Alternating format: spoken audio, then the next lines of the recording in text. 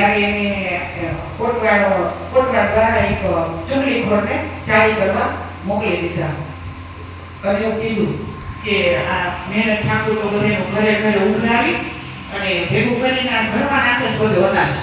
તો ત્યારે રાજાએ એની ઘરની જપ્તી લેવા માટે મોકલ્યા એના કોટવાડને.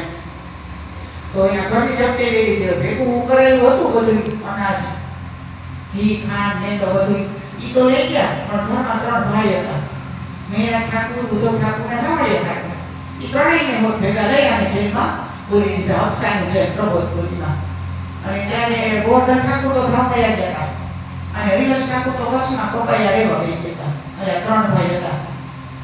તો બધું માલ સામાન લઈ ગયા અને 3 ભાઈને લઈ ગયા અને અફસાની જેલમાં બંદીમાં કરી દીધા.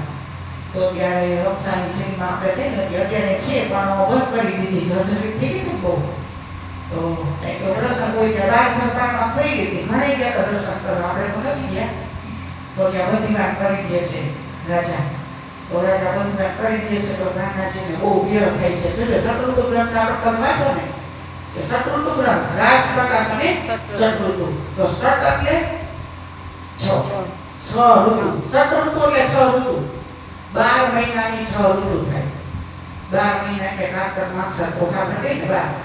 તો 2 મહિનાની 1 ઋતુ, 2 મહિનાની 1 ઋતુ. એટલે આવી રીતે 6 ઋતુ થાય એટલે શત ઋતુ. તો 6 ઋતુની અંદરમાં કેવો કેવો વિરહ થયો એ બધી શત્રુતુ ગ્રંથની અંદરમાં બતાવ્યું છે. તો જ્યારે સતગુરુ ધામ ગયા ત્યારે ભાદરવામાં કે ને, તો ભાદરવામાં કઈ ઋતુ હોય? ભાદરવો અને આસુ 2 મહિના શરદ ઋતુ હોય.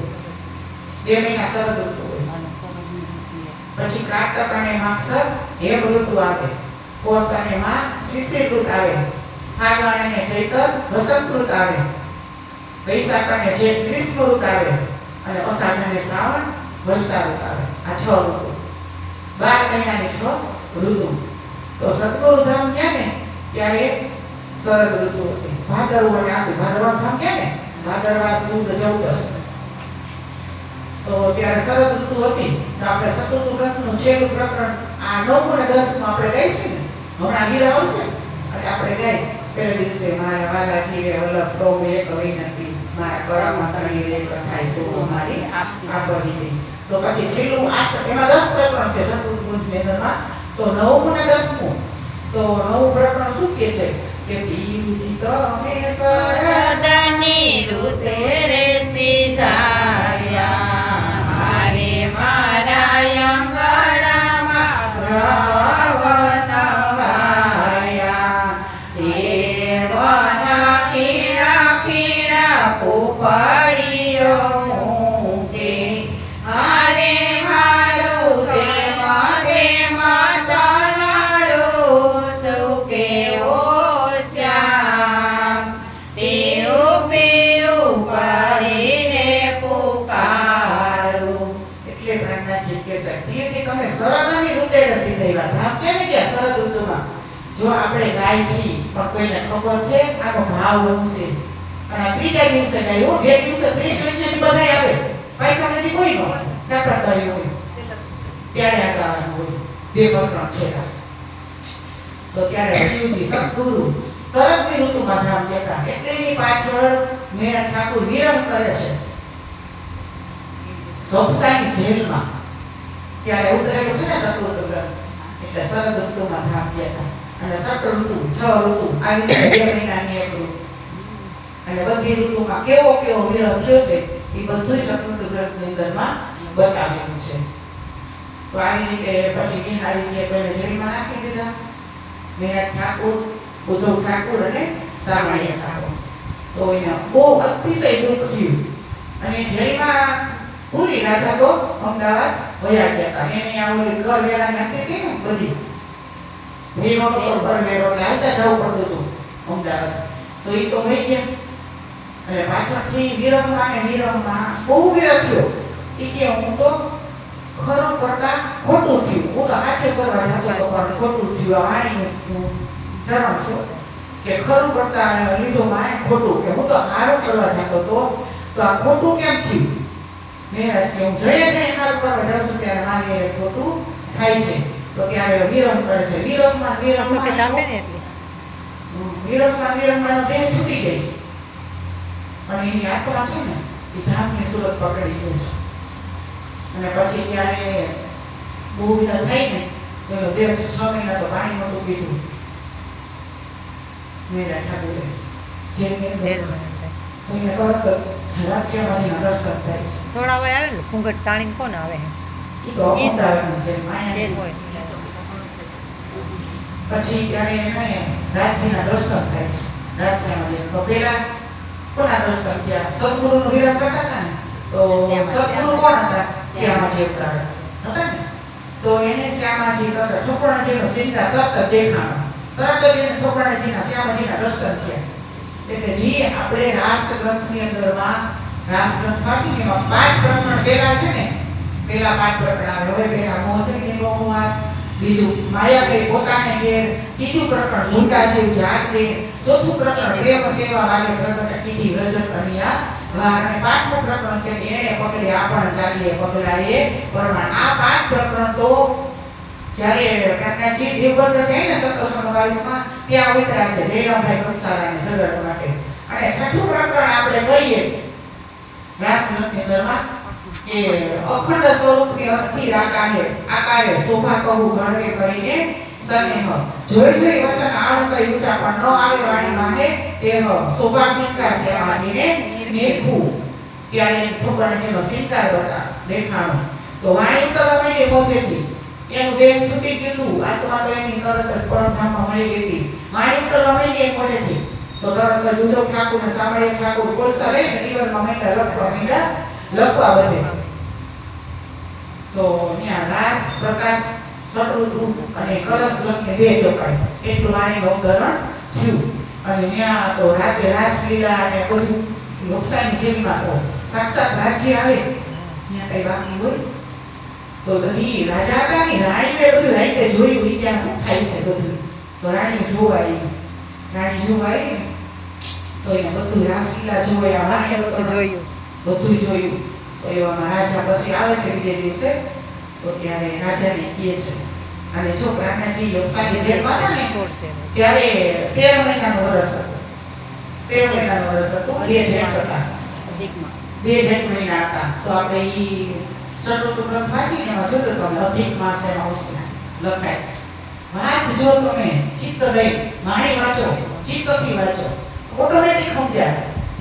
ત્યારે 13 મહિના 2 જેઠ હતા. ત્યારે એમાં લખી કઈ દશા આવશે અધિક માસ. ત્યારે 2 જેઠ મહિના હતા. આ વર્ષે 2 જેઠ મહિના આવ્યા હતા એવી રીતે. તો આવી રીતે રાણીઓ કહે છે રાજાને કે આ કોક અલૌકિક આત્મા છે, આનું દ્રશ્ય અમે જોયું છે રાજા. એક તો તમે કે હતું ઘરમાં લઈ લીધું અને તમે આ કઈ ભાઈને કે જેલમાં પૂરી બંધીરાન કરી દીધા અને તમે છોડો. રાણીએ કીધું ને, રાણીએ કીધું આને તમે છોડી દો ને તો આ તમારો ગુનો તમને કેવડો લાગશે. તમારે જવાબ તો દેવો જોઈએ ને. ધામ પાડામાં ભગવાન ઘરે ગઈ તો ત્યારે રાજા ત્રણેય ભાઈને છોડી દેશે અને એને સેવકાવ કરે છે. પગથી માથા ઉઠીનો સરકાર વસ્ત્રો આપે છે સીધા અને સાથે 5 ગામ આપે. જો પેલા રાજા રજવાડે આપે ને એનું ક્ષેત્ર હોય કે આટલું ક્ષેત્ર છે આ રાજાનું, આટલું ક્ષેત્ર આનું. ગામ હોય તો બધા ઈ કરવેરો લેતા ત્યારે આટલા ગામમાં કરવેરો આ રાજાનો, આટલા ગામમાં કરવેરો આ રાજાનો. ત્યારે એવું હતું. તો ત્યારે એને 5 ગામ આપે છે અને એને રાતે જેલમાંથી છોડી અને નવતરપુરી પધરાવે છે. અને જે વાણી ઉતરી હતી ને એ ત્રણેય આ બે ભાઈ ઉદ્ધવ ઠાકુર ને સાંભળે ઠાકુર એ નહીં કાગળ એને રાણીએ કાગળ હોત એક વાત લખવા હતો પેન ને કાગળ અને કાગળમાં એ વાણી લખી અને એ માથા ઉપર શિર ઉપર ચડાવી વાણી લઈ આવે છે નવતરપુરીમાં. અને વાણી છે ને બિહારીજીને ચરણોમાં ધરે છે. તો બિહારીજી વાણી વાંચી તો સપૂતો ગ્રંથ વાંચ્યો ને તો એમાં તો એવું આવ્યું કે આમાં તો કેવું મેં કે સદગુરુ લઈ કે મેરા ઠાકોરે તો ધામધણી કોઈ કેમ માને છે? મને થોડા માને છે ધામધણી. મેરા બિહારી ધામધણી તો હું છું, બસ એક જ. તો ત્યારે એ વાણી કે હવે આ વાણી જાહેર થવા દઈશ નહીં. જો જાહેર થાય તો એનો કંઈક વધી જાય અને હું પાછળ બસ એક જ તમારે હું પાછળ રહી દઈશ ને આગળ થઈ જાય બીજું કાંઈ. તો ત્યારે ઈ વાણી જાહેર થવા દેતા નથી. અને એવું આવું તો થોડોક ટાઈમ આવ્યું.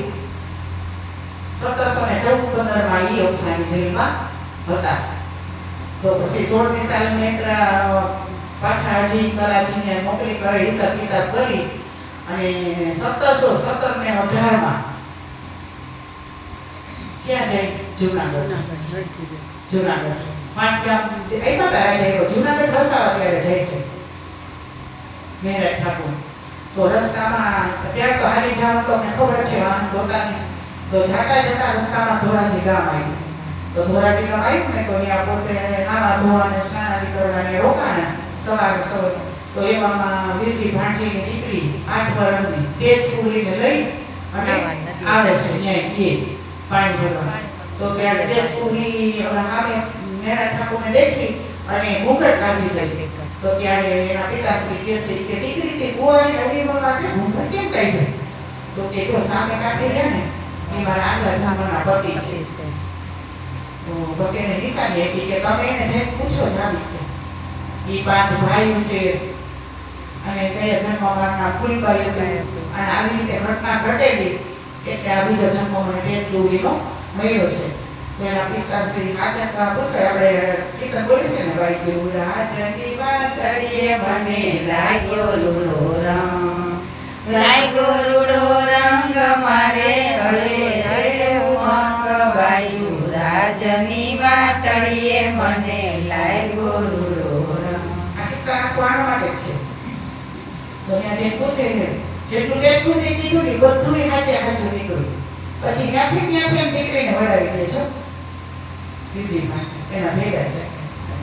અને પછી જઈ સીધા મેરા ઠાકોરને ઈ જુનાગઢ જઈશ. જુનાગઢમાં તો હવે તમારે કીર્તન બોલવું તો બોલું.